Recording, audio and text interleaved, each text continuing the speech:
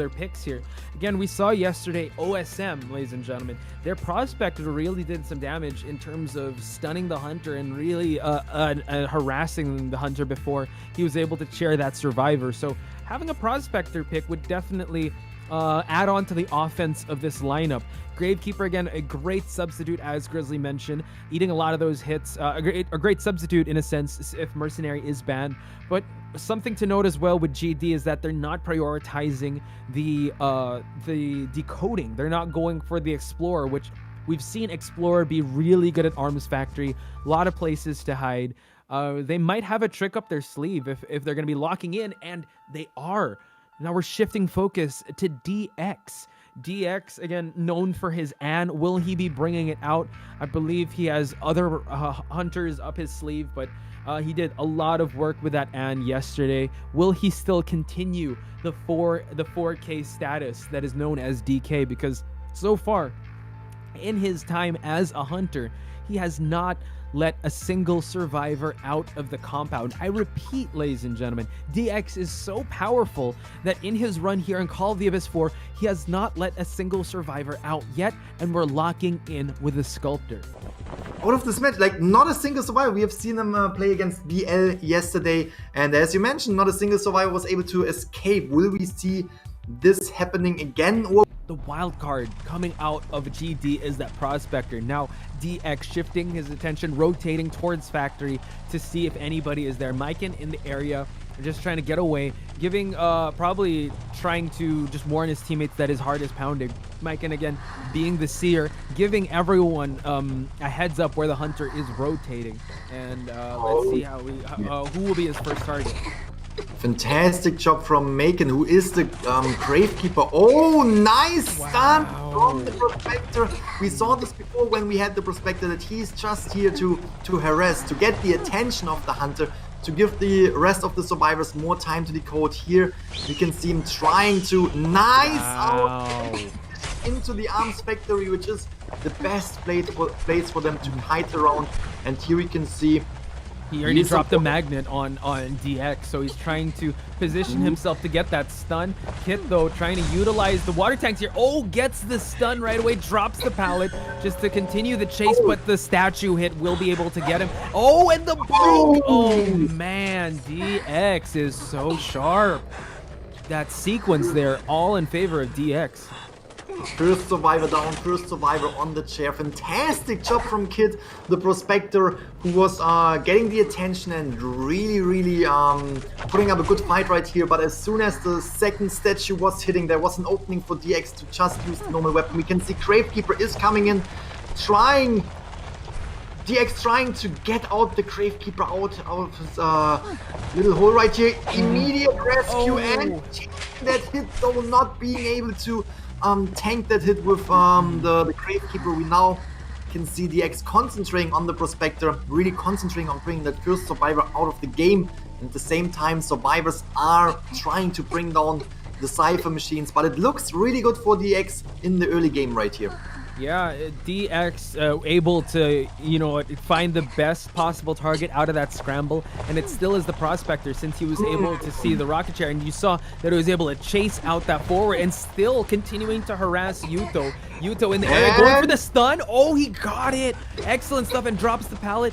This is going to be a great kiting area for Kit. Oh, got the magnet, and this is going to be another stun. Yuto still in the area. DX forced to down this forward, but that Prospector so slippery, able to get away from DX. Fantastic job from Yuto, really rescuing his teammate, rescuing the Prospector before he was getting on the chair for the second time, and then making an appearance right in front of DX, literally forcing him to, hey, let's switch targets. I'm right here, bring me down. Why would you go for the Prospector again? But at the same time, we can now see the Prospector is again the target of DX and goes down. We can see also that Yuto got rescued just at the very same moment, but that was an extremely good play from the survivors, but also really good thinking from DX, catching up immediately, not staying at the rocket chair and really pushing the survivors and putting pressure on them. Yeah, and the prospector had the right idea, trying to go for those magnets. DX, though, now defending this chaired prospector away from the seer. Goes for the regular hit. Nice, excellent rescue. Drops the pallet, but then DX, again with the maneuvers here, drops a magnet, and we're going to see if DX will get this stun. Oh, wow, takes him. Utilizes the real estate to get the maximized stun there. Kit trying to rotate away from the ruins area, probably trying to go to another area where there's more pallets to work with, and just away also from anywhere where they're pushing ciphers. We see that there are some ciphers being pushed, and Yuto again trying to go for a hit, but then DX gets the regular hit going. Nice stun right there, or rather almost stun, because it was not DX was not getting pushed into any obstacles, so therefore it wasn't a stun, but was grabbing the attention of DX a little bit and giving Kit the prospector enough time to gather another magnet right here, which might prolong his kite. Extremely difficult with all these statues, and this might be using the help of the statue. Like an escalator, just pushing him away. DX, though, is just trying to down this prospector. Again, so slippery. Oh, he vaulted. Oh, just vaulted right into DX's hit.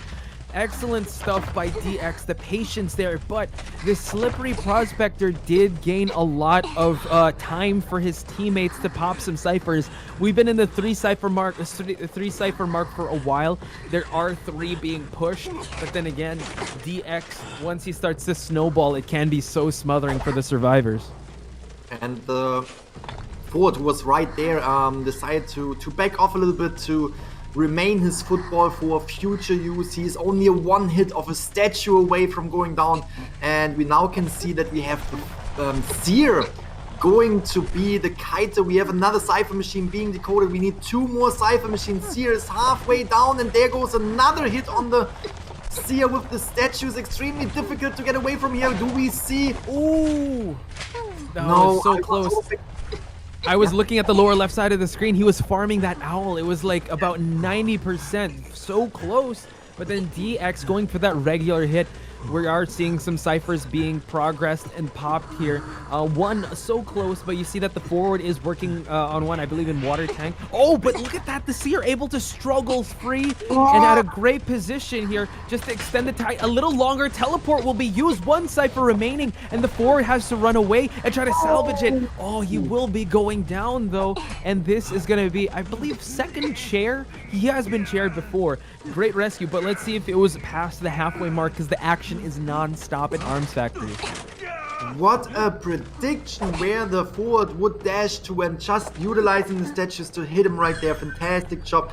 We can see that the forward was putting some decoding on that 1 cipher machine, but now we have DX not only protecting that said rocket chair where the forward is sitting on, but also mentioned the cipher machine that they were working on. They can't really do anything on that cipher machine right now, so therefore was not only was getting the hit into that shovel. Yeah, he was trying to get into that dig state, but then again, yeah, it was unfortunate for Maiken, and you see that the forward is trying to tiptoe his way around Arms Factory.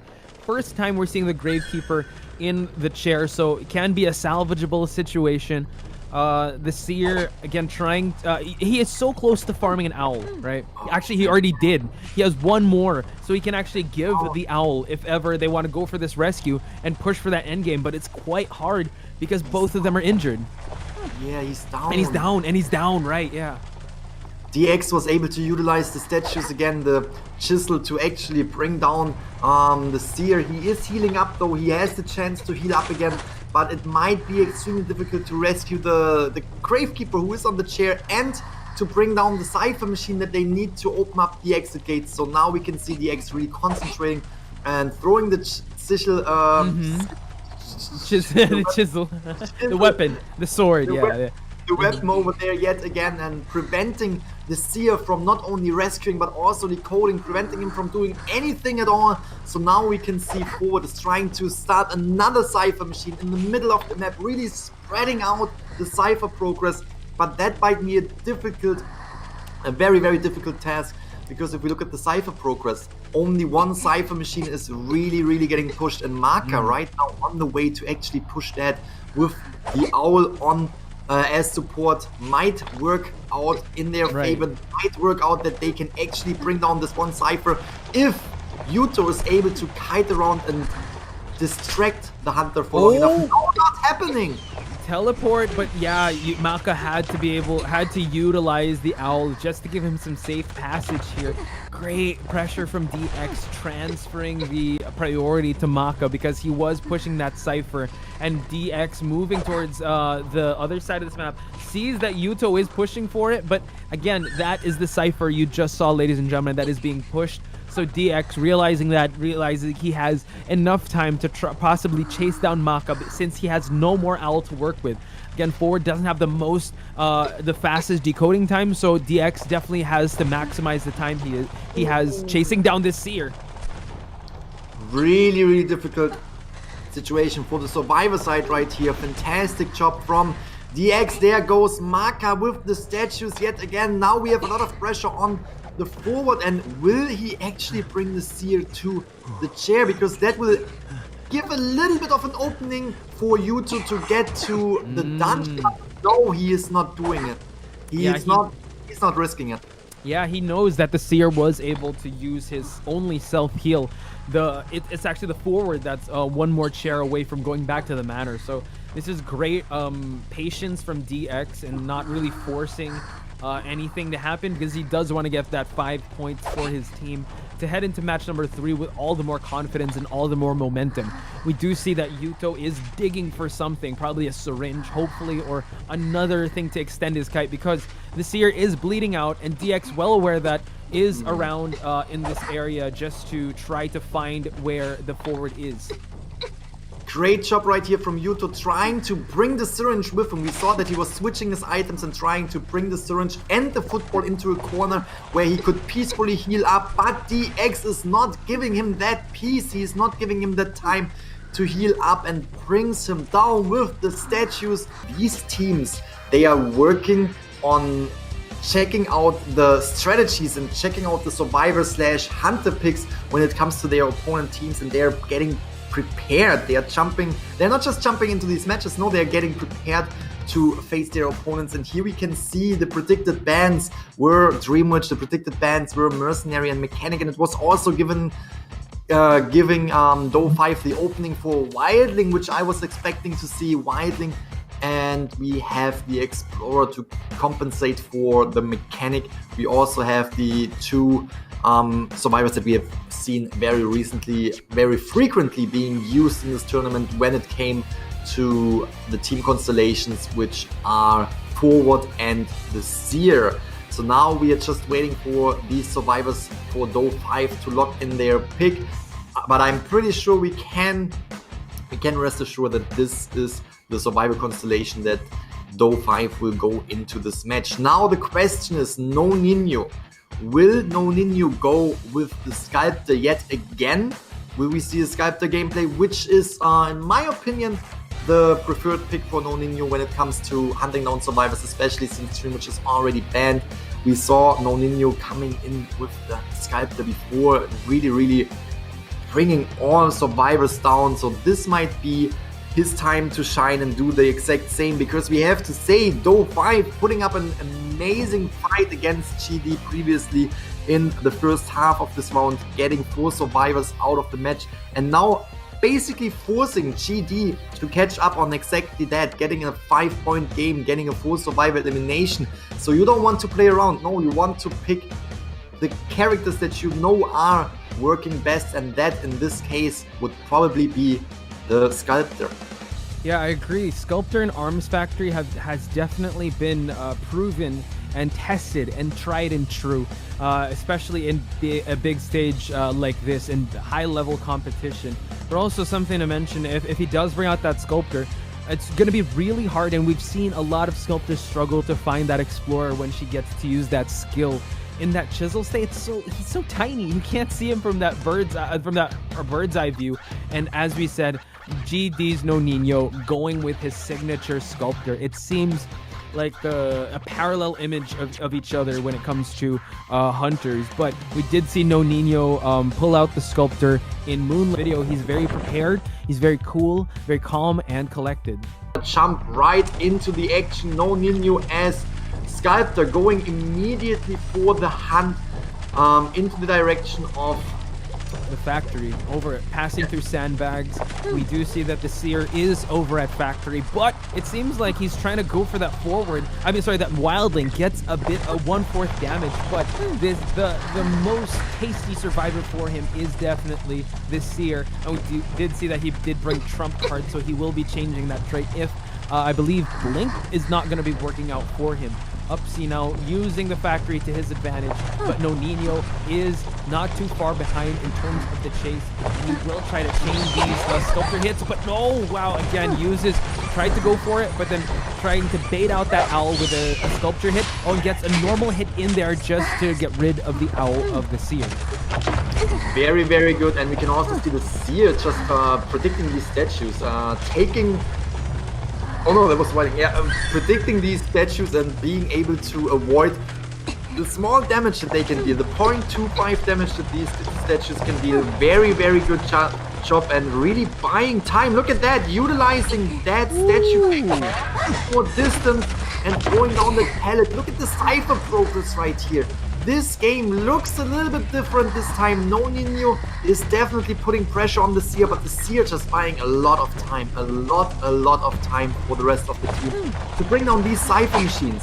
Oh yeah, and also, he's still doing Upsy again. Look, about to be the 2-minute mark, and No Nino is still working on the Seer. Oh, the Seer is using the statue to get away from No Nino. Still circling around. No Nino is trying to pin down this Seer. Ooh. And no, trying to go for the Blink. He was trying to go for that pallet hit, but the excellent wherewithal of No Nino stopping the momentum of the Seer.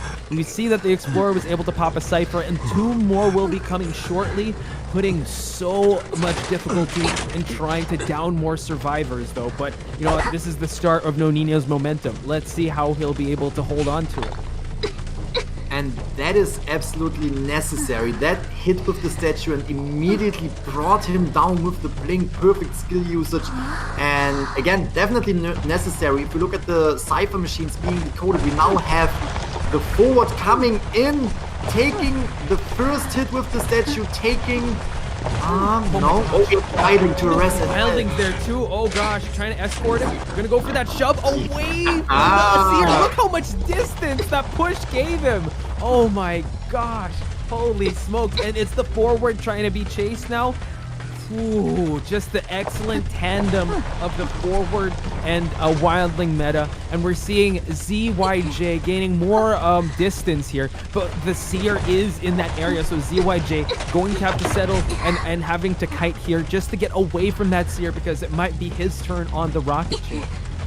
We can also see there's no football left, which is definitely putting the Ford into a little bit of a difficult situation right here. But for now, he's doing a great job just buying time. And there comes the statue combination that brings down the Forward immediately. Very, very good job. They are decoding the Cypher machines. They are almost down to 4 Cyphers, starting different Cyphers at the same time to just split up a little bit and to just get these Cyphers going.